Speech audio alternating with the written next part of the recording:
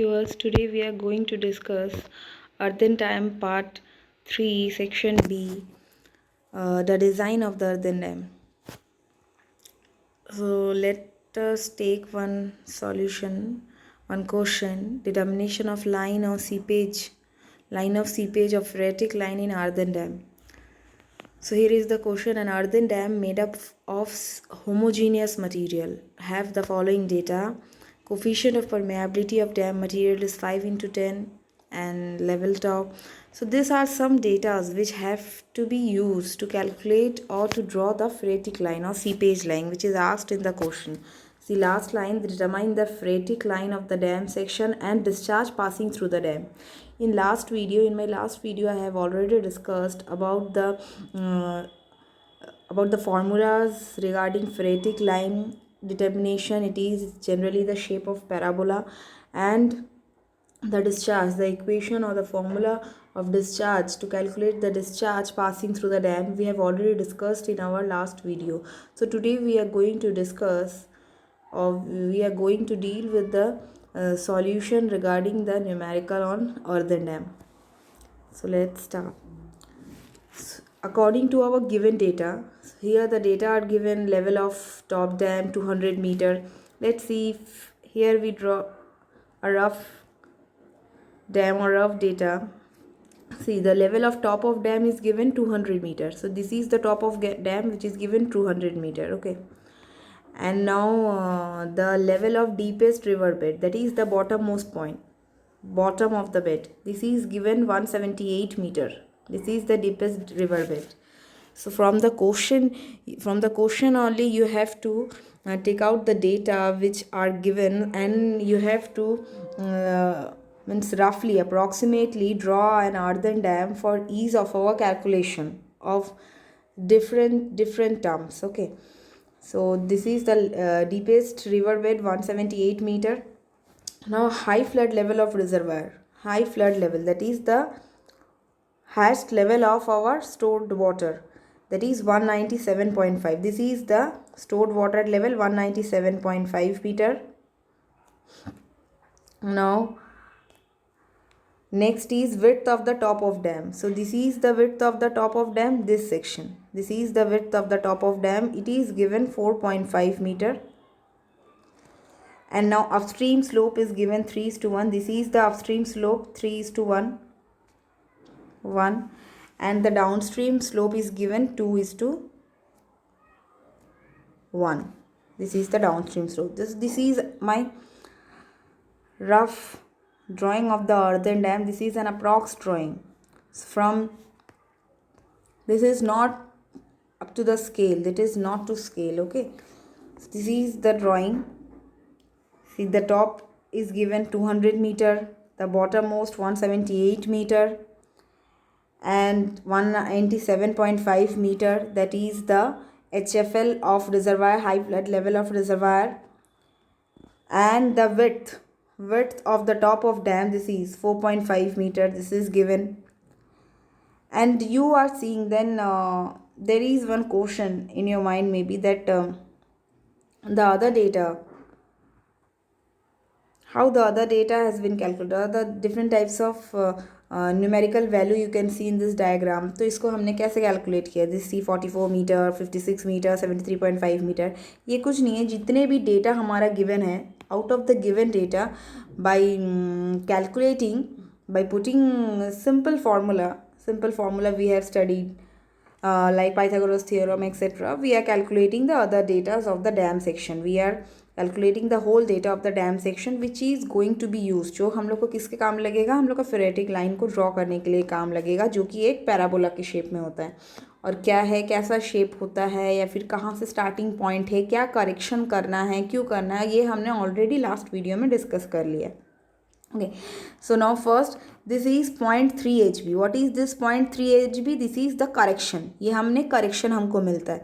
क्यों correction करना पड़ता है? मैंने बोला था लास्ट क्लास में, there are two types of lines. One is equipotential line और एक होता है flow lines. और इन दोनों का मिक्सअप क्या क्रिएट करता है? flow nets. फ्लो नेट्स कैसे चैनल में फ़्लो होगा, कितना क्वांटिटी फ़्लो होगा डिस्चार्ज, हम लोग को कैसे ये सब कुछ का हम लोग को इन्फॉर्मेशन मिलेगा ये फ़्लो नेट के ये जो स्क्वायर बनता है इक्विपोटेंशियल लाइन और फ्लो लाइन से, यहाँ से हम लोग को मिलेगा discharge from this flow net. Okay, so इसके लिए हम लोग को फ्लो लाइन चाहिए, फ्लो लाइन ड्रॉ करने के लिए फ्लो लाइन और equipotential line. So equipotential line it is perpendicular to the flow lines. Okay, and flow lines जहाँ से ये स्ट्रीम और जो वाटर पास हो रहा है वो एक पर्टिकुलर किसी मटीरियल या फिर किसी पार्टिकल जो वाटर के साथ फ्लो होके आ रहा है उसके अगर ट्रैक को हम लोग उसके अगर पाथ को हम लोग ट्रेस करते हैं।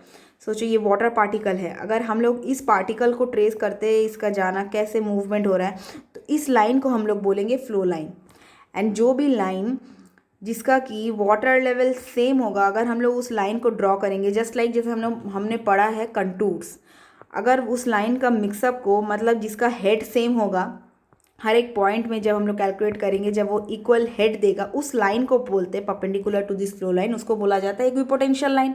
और इन दोनों का मिक्सअप हमको एक देखो मेश टाइप का एक स्ट्रक्चर दे रहा है, that's why it is known as it is like net like structure, तो इसीलिए इसका नाम आया फ्लो नेट। ओके, सो हमें अब क्या करना है इस फ्लो नेट इस क्राइटेरिया को मेंटेन रखने के लिए डिस्चार्ज कैलकुलेट करने के लिए हमने बोला ना यहाँ से ये जो स्ट्रीम ये पर्टिकुलर एक एक स्क्वायर देख रहे हैं हम फ्लो नेट का, ये स्क्वायर कुछ नहीं देता, ये डिस्चार्ज देता, इसका क्वांटिटी ऑफ फ्लो वहाँ कितना है। ओके, सो ये डिस्चार्ज हमको कैलकुलेट करने के लिए हमको क्या चाहिए होगा इक्विपोटेंशियल लाइन और फ्लो लाइन। तो हम फ्लो लाइन तो देख सकते हैं कि यहाँ से जो हम लोग का फेरेटिक लाइन का जो पैराबोलिक शेप है वही है हमारा फ्लो लाइन। ओके, जो एक पैराबोलिक शेप का होगा हमारा फेरेटिक लाइन वो होगा फ्लो लाइन। अब इक्विपोटेंशियल लाइन क्या होगा उस पर परपेंडिकुलर, तो इसलिए क्या होता है यहाँ से हमारा अगर फ्लो लाइन शुरू होता है इस पॉइंट से तो इक्विपोटेंशियल लाइन क्या होना चाहिए इसके परपेंडिकुलर होना चाहिए, चूँकि ये है that is from G to B, this line from G to B, this is the equipotential line and from B to I this is the flow line। okay, flow line and this is equipotential line, ये दोनों एक दूसरे में क्या है orthogonal है, that is 90 degree. यही हमको चाहिए फ्लो नेट निकालने के लिए, हमको डिस्चार्ज निकालने के लिए कि कहाँ से सीपेज होना शुरू हो रहा है इस डैम के बॉडी पे। तो और ये GB क्यों इक्विपोटेंशियल लाइन है, बिकॉज ये GB का हेड जो है this is cons that is 19.5 metre, ये हेड कॉन्स्टेंट। अगर हम लोग GB का अगर हम लोग इक्वल इसका अगर ये जो GB लाइन है this is slant line. Okay, इसका हम लोग प्रोजेक्शन करते हैं तो हमको HB मिलेगा। सो HB क्या है, ये all having equal head that is 19.5 और इसी पे तो परपेंडिकुलर है इस पॉइंट पे, ये जो BI है ये HB इस पे परपेंडिकुलर है, या फिर GB हम बोल ले तो इस पे परपेंडिकुलर है, जो कि ये फ्लो लाइन है, this is the flow line that is BI ferritic line flow line, and this GB is nothing but having equal head, ये GB का इक्वल हेड है, कितना हेड है ये 19.5, इसलिए हम लोग इसको क्या बोलते हैं equipotential line. And we know that equipotential line and flow line are orthogonal to each other 90 degree to each other to make the flow nets and to find the discharge. Okay, so अब हमने सबसे पहले क्या करेंगे हम लोग को, इसलिए ये जो फेरेटिक लाइन है जो कि शुरू होना चाहिए था एक्चुअली पॉइंट A से। ओके, पॉइंट A से फ्लो लाइन शुरू होना चाहिए था, बट हम लोग का अभी क्या होगा फ्लो लाइन शुरू होगा क्या कहाँ से, पॉइंट B से। क्यों, क्योंकि हमको फ्लो नेट का क्राइटेरिया को फुलफिल करना है, that is flow lines and equipotential line are perpendicular to each other, इसलिए ये पॉइंट A से हम लोग देख सकते हैं पॉइंट A जो है ये GB पे परपेंडिकुलर नहीं है। ओके, सो इक्विपोटेंशियल लाइन और फ्लो लाइन ऑर्थोगोनल नहीं हो रहे, इसीलिए हमको क्या करना है इस पर एक करेक्शन करना है पैराबोला को, तो हम लोग को A को शिफ्ट करना पड़ता है B पे। तो ये कितना करेक्शन है, करेक्शन का होता है value 0.3H from numerical data experimental data, इसका आया value near about 0.3 HB। Okay, HB क्या है, ये टोटल लाइन है यहाँ से यहाँ तक, ये हम लोग यहाँ हॉरिजॉन्टल लाइन देख पा रहे हैं HB, this is the total line. Okay, horizontal line, तो ये हो गया 0.3 टाइम्स ऑफ HB, ये करेक्शन हो गया, तो इसको हम लोग क्या बोलते हैं करेक्शन एट द एंट्री। वैसे ही हमारा एग्जिट पे करेक्शन होगा, क्यों, क्योंकि अगर पैराबोला A से B पे शिफ्ट हो रहा है, अगर if the parabola is shifting from A to B, अगर एंट्री पे अगर कुछ करेक्शन है तो ऑब्वियसली अगर एंट्री पॉइंट A से शुरू हो रहा है तो तब जाके हमारा पैराबोला कैसे बन रहा है, ऐसा, ये पैराबोलिक इक्वेशन को फॉलो कर रहा है फ्रॉम पॉइंट ए। पर चूंकि अब हम लोग का पैराबोला बी से शुरू हुआ है, तो ये फिर पैराबोलिक जो आप है वो एंड करेगा डाउन स्ट्रीम में, ये तो कुछ तो शिफ्ट होगा। तो हम लोग का यहाँ करेक्शन क्या होगा, ये डाउन स्ट्रीम में करेक्शन होगा जे के, जो कि हम लोग बोलते हैं एग्जिट करेक्शन। ओके, तो वन होता है एंट्री करेक्शन और अनदर होता है एग्जिट करेक्शन। ये सारे करेक्शन को निकाल के हम लोग एक्चुअल पैराबोला को अब ड्रॉ करेंगे। वो चूंकि क्या होता है, बी आई के and F, this is the parabola. Okay, so let's start with the design of this parabola. तो हम लोग अब समझ में कि कैसे हमने ये सारे टर्म्स को निकाले। ये सारा कुछ नहीं है, ये जो रेशियो दिया हुआ है ना, डाउन स्ट्रीम में हमारा 2:1 जो स्लोप की वैल्यू है, अपस्ट्रीम में जो स्लोप की वैल्यू है 3:1, ये सारे से ही ये डेटा, और जो RL दिया है, RL 200, RL 178, इन सारे डेटा से ही हम लोग क्या कर रहे हैं, बाकी जो हम लोग डेटा आप लोग देख सकते हैं न्यूमेरिकल वैल्यू जो क्वेश्चन में या फिर जो ये इस डायग्राम में दिया है, ये सारे न्यूमेरिकल्स वैल्यू इस डेटा के हेल्प से ही निकाला गया है। आप लोग प्लीज़ एक बार ट्राई कीजिए, और अगर कुछ डाउट होता है then you definitely you can ask. Okay, so let's start. So first, to find out the, as we know that the phoretic line should form the equation with should form the shape of the parabola. Okay, वो parabolic shape का होगा, तो parabola की equation फिर उस पर लागू होगा।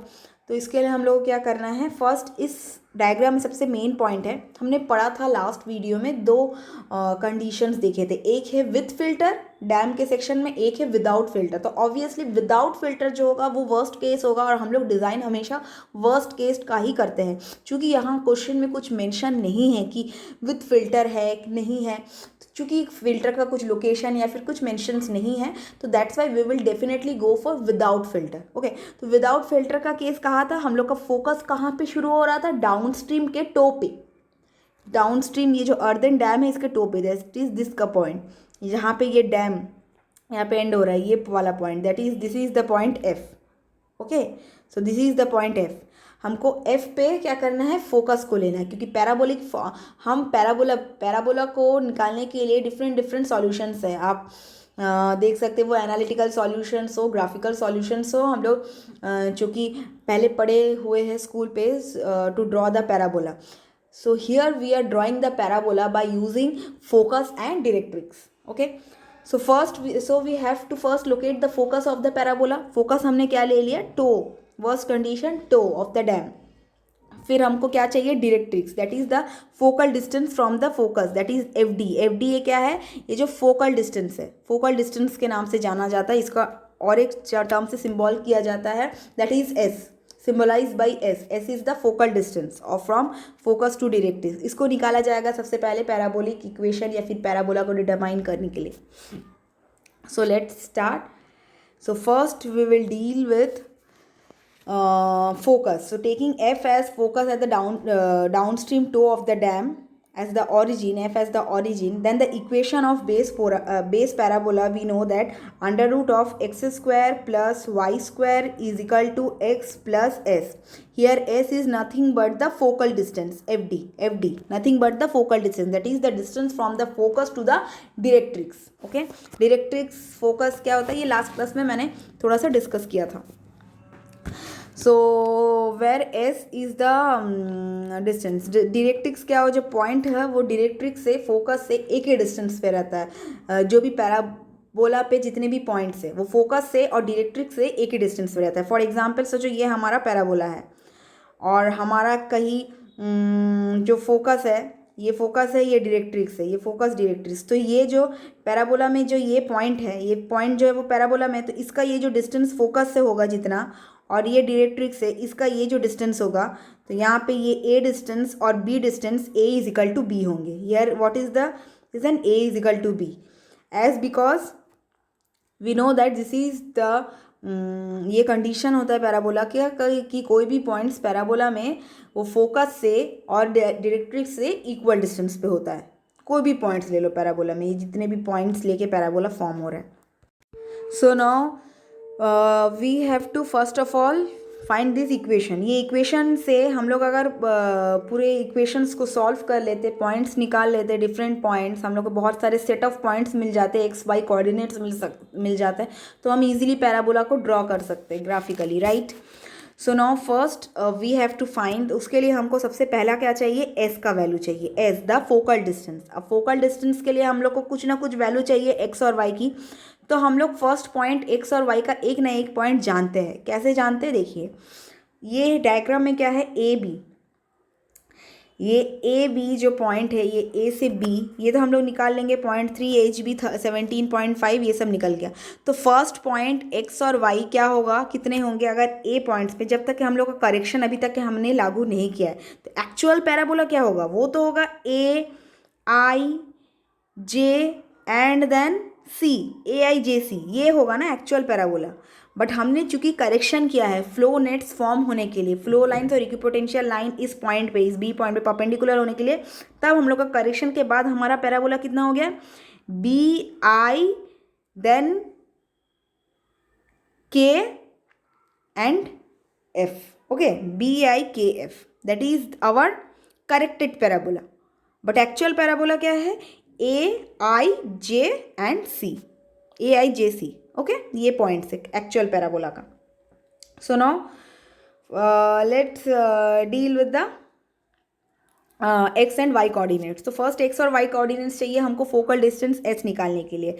सो फर्स्ट हम लेंगे ये ए पॉइंट, ए पॉइंट में एक्स कितना है, वाई कितना है, हम देख सकते हैं यहाँ एक्स कितना है from down stream, obviously focus से हम लोग हमेशा डिस्टेंस लेंगे, तो फोकस डाउन स्ट्रीम हमने टो को लिया है, तो फोकस से कितना डिस्टेंस है हम देखेंगे डायग्राम में 73.5, ठीक है, 73.5 है फोकस से distance.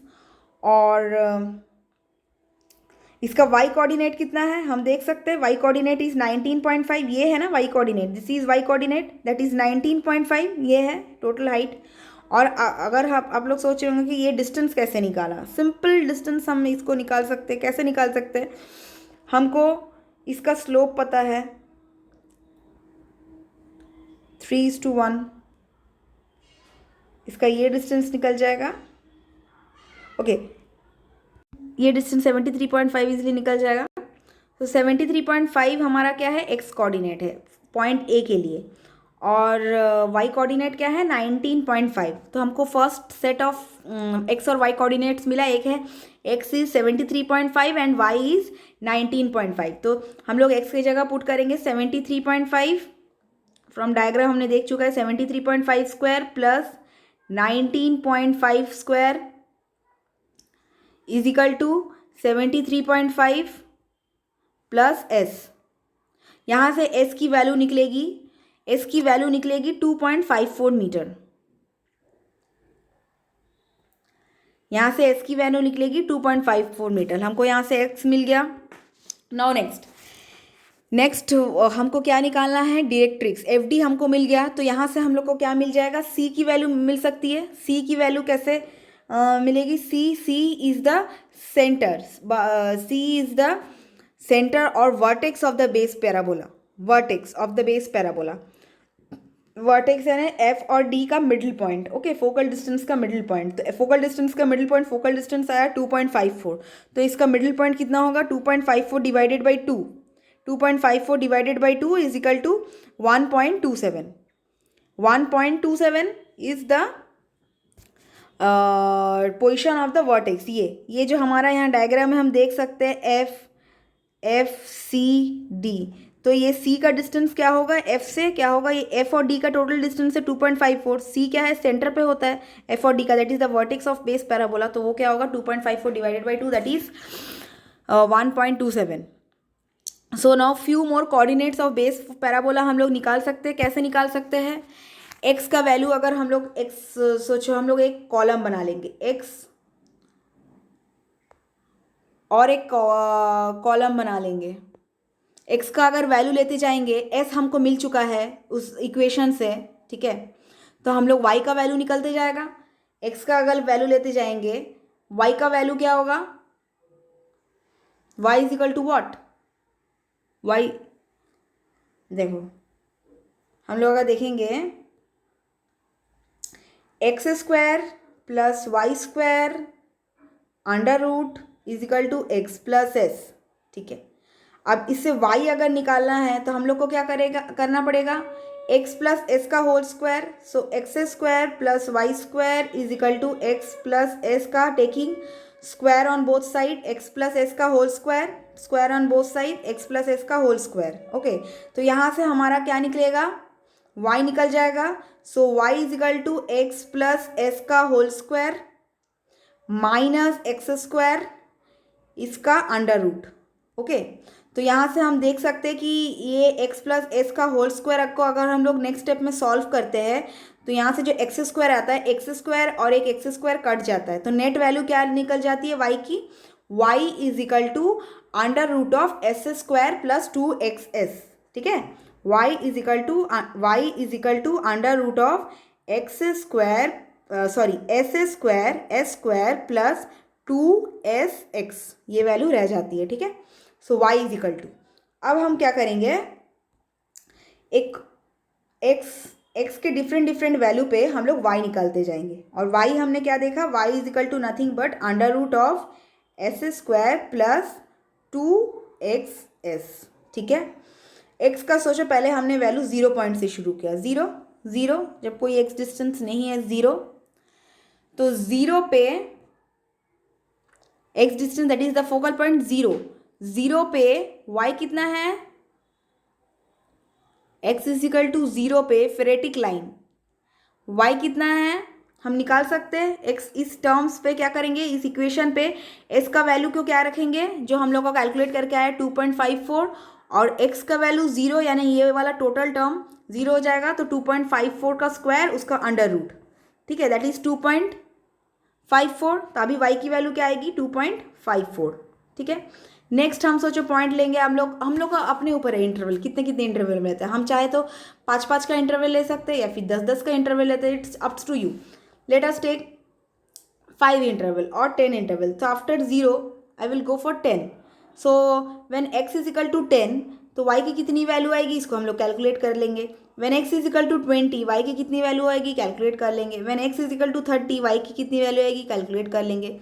When x is equal to 40, y की कितनी वैल्यू आएगी, कैलकुलेट कर लेंगे, ठीक है। उसके बाद when x is equal to 40 के बाद हमारा कुछ 50, फिर y की वैल्यू हम लोग कैलकुलेट कर लेंगे। अब एक जस्ट यहाँ पे हम लोग कितना तक ये कैलकुलेट करेंगे, when up to x is equal to 73.5 the actual parabola, 73.5 y की कितनी वैल्यू होती है, तो 73.5 में y की कितनी वैल्यू थी, 19.5 आपका लास्ट वैल्यू होगा, ठीक है। तो इनके बीच में तो लास्ट हम लोग क्या लेंगे, 40 के बाद 50, 50 के बाद 60, देन 60 के बाद 70, 70 के बाद फिर 73.5 हम लोग का लास्ट वैल्यू होगा। बट इसके बीच में 40 और 50 के बीच में क्या होता है हम देखेंगे, हम डायग्राम में जाते हैं। अब सीधा डायग्राम में क्या है, 40 और 50 के बीच में देखो हम लोग का एक यहाँ कर्वेचर है, यहाँ एक पॉइंट है, ये RL250 पे, यहाँ जब डैम का डाउनस्ट्रीम पोर्शन चेंज होता है, जब भी डैम का कोई कर्वेचर, कोई पॉइंट जब चेंजिंग में आता है, स्लोप जब चेंज होता है from one point two another, उस पॉइंट में हम लोग को x और y का पैराबोलिक इक्वेशन निकालना बहुत ज़रूरी है। क्यों, due to accuracy, nothing else, due to accuracy. तो हम क्या करेंगे, 40 के बाद डायरेक्ट 50 का इंटरवल नहीं लेंगे, मतलब यहाँ पे कहीं 40 होगा x का वैल्यू, यहाँ पे कहीं 40 होगा, तो 40 के बाद डायरेक्ट, और ये 44 चुकी है, तो 50 कहीं यहाँ पे होगा कहीं 50, तो 40 और 50 के बीच में 44 का एक वैल्यू है, जहाँ पे हम लोग का ये जो स्लोप है डैम का, हम देख सकते हैं डाउनस्ट्रीम फेस इस पॉइंट से चालू हुआ है। तो हम क्या करेंगे, बीच में क्या है 44 का वैल्यू कैलकुलेट करेंगे। फिर 50 और 60 के बीच में हम देख सकते हैं 56 के वैल्यू पे, 56 जहाँ वैल्यू है 56, ये बी पॉइंट है, ठीक है, यहाँ पे जो बी पॉइंट है, जो एक्चुअल बी पॉइंट है, वहाँ पे हम लोग 56 के टर्म्स में भी हम लोग y का वैल्यू कैलकुलेट करेंगे। और एक कहाँ पे कैलकुलेट करेंगे, ये यहाँ पे दिस पॉइंट, ये यहाँ जब RL ये वाला पॉइंट, ये अपस्ट्रीम फेस, जहाँ से अपस्ट्रीम फेस से डाउनस्ट्रीम, जहाँ से अपस्ट्रीम फेस के बाद जहाँ पे फ्री बोर्ड शुरू है, ये अपस्ट्रीम फेस पे यहाँ पे एक पॉइंट, यहाँ पे जितनी भी x की वैल्यू आएगी, वॉट एवर में भी, ये x की वैल्यू हमको यहाँ कैलकुलेट करना पड़ेगा। ये x का जितना वैल्यू आएगा उतना हम क्या करेंगे, x का कितना वैल्यू आएगा 58.5 प्लस 7.5, ये इतना वैल्यू होगा x का, तो यहाँ पे भी हम लोग क्या करेंगे, y को कैलकुलेट करेंगे, ठीक है। नाउ नेक्स्ट, ये सारे पॉइंट्स हम लोग निकाल लिए एक एक करके। अब हम लोग को क्या करना है, सिंपल हम लोग अब इससे पैराबोला इक्वेशन ड्रॉ हो जाएगा। इतने सारे पॉइंट से देखो एक्स और वाई का हमको कोऑर्डिनेट्स तो मिल गया, एक्स और वाई के कोऑर्डिनेट से ग्राफिकली हम पैराबोला तो ड्रॉ कर सकते हैं। बट क्या है, हमारा एक करेक्शन करना है, क्योंकि हमने ए पॉइंट से शुरू किया है। क्योंकि देखो एक्स कहाँ पे खत्म हो रहा है, 73.5, और 73.5 ए पॉइंट था। बट करेक्शन के बाद हमारा क्या हो जाएगा, बी पॉइंट से शुरू होगा पैराबोला। और करेक्शन के लिए हमने ए बी तो निकाल लिया, ए बी का वैल्यू कितना होगा, 0.3 times of H B, 0.3 times of H B, वो उतना वैल्यू हो गया ए बी का। अब उसके बाद ए बी निकालने के बाद हमको क्या करना है, एग्जिट पॉइंट पे हमको करेक्शन करना है। एक बार अब एग्जिट पॉइंट का करेक्शन क्या होगा, हम अगर डायग्राम देखते हैं तो डायग्राम में हमारा के है जो है वो क्या है, करेक्शन है। ये जे के का वैल्यू ये जो है वो करेक्टेड वैल्यू है, जे के निकालना है। Okay, J K we have to find out. अब जे के निकालना है, और जे है हमारा बेस पैराबोला का पॉइंट, बट हमारा पैराबोला पास होगा के से जब बी पॉइंट से शुरू होगा। तो जे के निकालने के लिए हमने लास्ट क्लास में सब फॉर्मूला ए डेल्टा ए सब डिस्कस कर चुके हैं।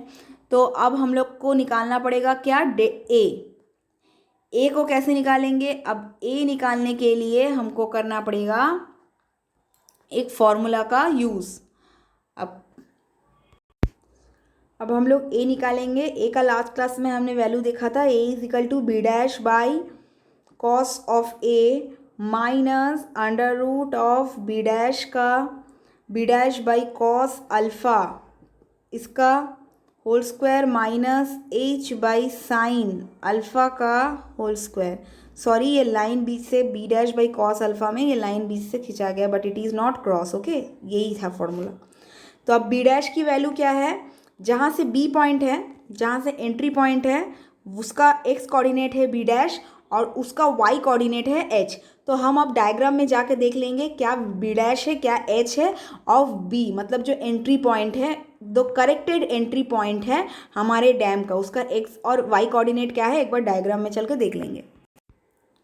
तो हम यहाँ डायग्राम में देख सकते हैं कि ये जो बी है इसका एक्स कोऑर्डिनेट है ये बी डैश 56 मीटर, और इसी का y कोऑर्डिनेट है 19.5 मीटर। तो हमको क्या यहाँ से क्या मिल गया, बी डैश मिल गया और कैपिटल एच भी मिल गया। ठीक है, तो हम सीधा फॉर्मूला पे जाएंगे, ये ए वैल्यू को कैलकुलेट करेंगे। ये ए क्या था, के और एफ का डिस्टेंस, ये है ए, ये है वाला है ए, ये ए क्या है, के टू एफ का डिस्टेंस।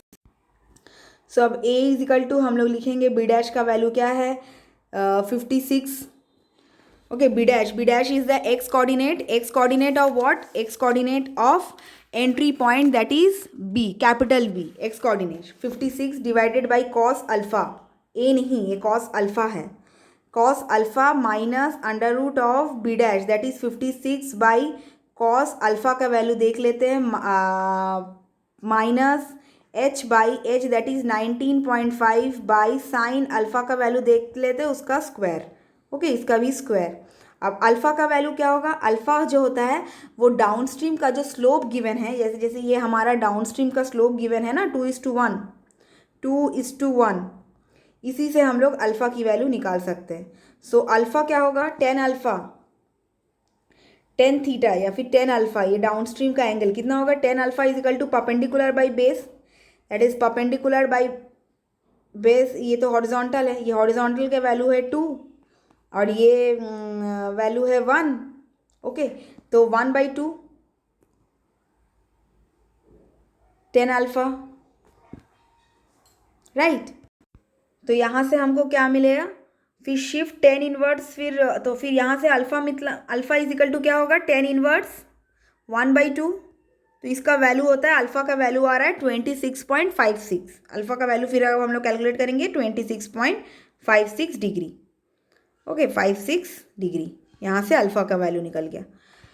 उसके बाद तो हम लोग को अल्फ़ा का वैल्यू मिल गया, तो ए का वैल्यू यहाँ से आ जाएगा। ए का जनरली वैल्यू आता है, ए दैट इज स्मॉल ए का वैल्यू आता है, आ रहा है आई मीन कैलकुलेट करने के बाद 17.7 मीटर। तो ए मिल गया, तो हमको करेक्टेड पॉइंट के भी मिल जाएगा। करेक्टेड पैराबोला के लिए। अब नेक्स्ट हम लोग का लास्ट पॉइंट जो है, लास्ट हम लोग को क्या डिटरमाइन करना है, डिस्चार्ज। सो डिस्चार्ज क्यू का फॉर्मूला क्या होता है, लास्ट क्लास में देखे थे, के इंटू एस। हियर के is the coefficient of permeability जो कि क्वेश्चन में गिवन है, और एस क्या है, focal distance. Okay, focal distance, वही से डिस्चार्ज पास हो रहा है एंड से हम लोग का ये जो, और ए जो है टोटल ए जो हम लोग का अभी कैपिटल ए निकला, ये क्या फेज बोलते हैं, इसको हम लोग सैचुरेटेड फेज बोलते हैं। क्यों, यहाँ पे हमेशा सीपेज वैल्यू रहेगा, चूँकि पानी हमेशा यहाँ पे रहेगा, सीपेज होगा, तो इसीलिए ये वाला जो ए वाला पोर्शन है डैम का, ये डाउन स्ट्रीम में ये जो ए वाला पोर्शन है ये हमेशा सैचुरेटेड होगा, that is the saturated phase always. So discharge q is equal to k into S.